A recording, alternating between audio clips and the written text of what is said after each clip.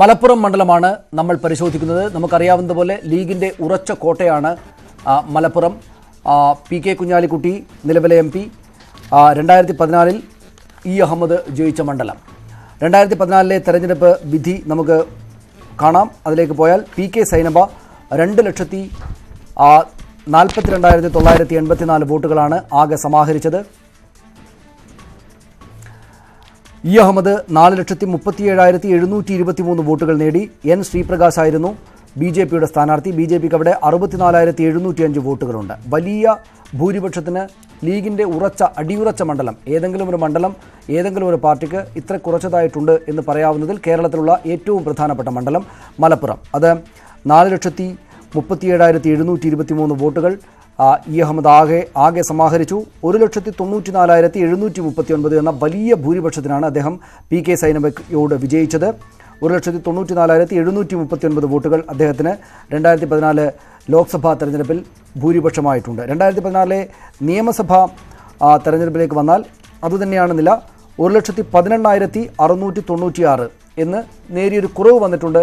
നിയമസഭാ മണ്ഡലങ്ങളിലെ വോട്ടെല്ലാം ചേർത്ത് വെച്ച് നോക്കുകയാണെങ്കിൽ അവിടെ കൊണ്ടോട്ടി, മഞ്ചേരി, പെരിന്തൽമണ്ണ, മങ്കട, മലപ്പുറം, വേങ്ങര, വള്ളിക്കുന്ന്, നമുക്ക് ആ ഗ്രാഫിക്സ് കാർഡിൽ നിന്നും വ്യക്തമാകുന്നത് പോലെ എല്ലാം ലീഗിൻ്റെ ഉറച്ച കോട്ടകളാണ്, ലീഗിൻ്റെ ഇടങ്ങളാണ്.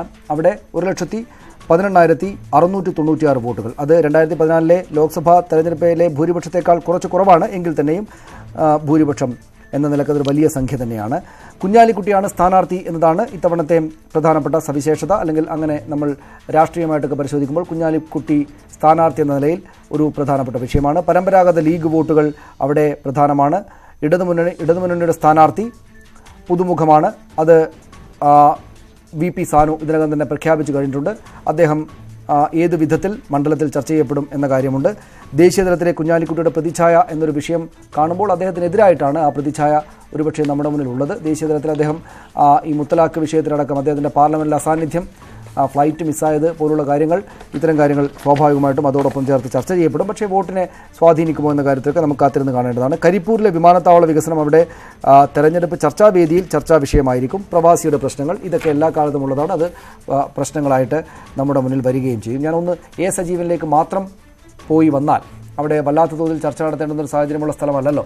ഈ ശ്രീ സജീവൻ, ഇവിടെ കുഞ്ഞാലിക്കുട്ടിക്കെതിരായിട്ടുള്ള വിഷയങ്ങൾ ചർച്ച ചെയ്യപ്പെടുക എന്ന് വെച്ചാൽ അതൊരു രാഷ്ട്രീയ വിഷയമായിട്ട് അടുത്ത നിയമസഭാ തെരഞ്ഞെടുപ്പിലെങ്കിലും പ്രതിഫലിക്കാവുന്ന വിധത്തിൽ രാഷ്ട്രീയ വിഷയം എന്ന നിലക്ക് അടിച്ചേൽപ്പിക്കാൻ സാധിക്കുന്നൊരു സ്ഥാനാർത്ഥിയെയാണോ, അല്ലെങ്കിൽ അത്ര ഒരു പോരാട്ടത്തിലേക്കാണോ അവിടെ ഇടതുമുന്നണി പോകുന്നത്? ഒരിക്കലുമല്ല. കാരണം ഈ പറയുന്ന മുത്തലാഖ് പ്രശ്നത്തിലൊക്കെ അദ്ദേഹത്തിൻ്റെ അസാന്നിധ്യത്തെക്കുറിച്ചുള്ള ചർച്ചയൊക്കെ ഉയർത്താൻ സാധ്യതയുണ്ട്.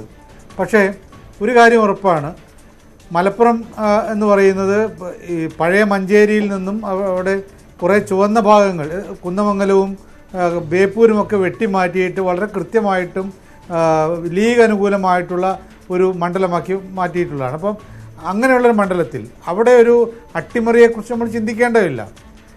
അത് കഴിഞ്ഞ തവണ 2017 2014 കുറച്ച് ഭൂരിപക്ഷം കുറഞ്ഞു എന്നൊരു കാര്യമാണെങ്കിൽ അവിടെയുള്ളത് ഇ അഹമ്മദ് മത്സരിച്ചിരുന്നപ്പോൾ സമയത്ത് എതിരാളിയായിരുന്നത് പി കെ സൈനബയാണ്.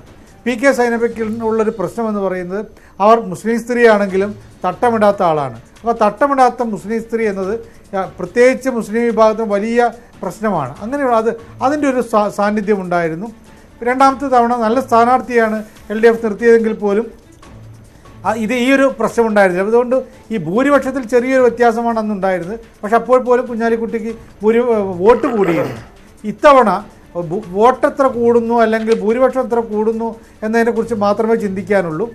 അതല്ലാതെ ഒരു അട്ടിമറി ഒരിക്കൽ പോലും അവിടെ നമുക്ക് പ്രതീക്ഷിക്കാനേ വയ്യ. അതാണ്. നമുക്ക് മലപ്പുറത്ത് മാറിപ്പോകാം. 2017 കുഞ്ഞാലിക്കുട്ടിയുടെ ഭൂരിപക്ഷം 1,71,023 എന്ന കാര്യം കൂടെ നമ്മൾ ആലോചിക്കണം. വോട്ട് കൂടുകയാണ് ഉണ്ടായത്. 1,71,023 വോട്ടുകൾ പി കെ കുഞ്ഞാലിക്കുട്ടി 2017 ഭൂരിപക്ഷമായി നേടിയിട്ടുണ്ട്.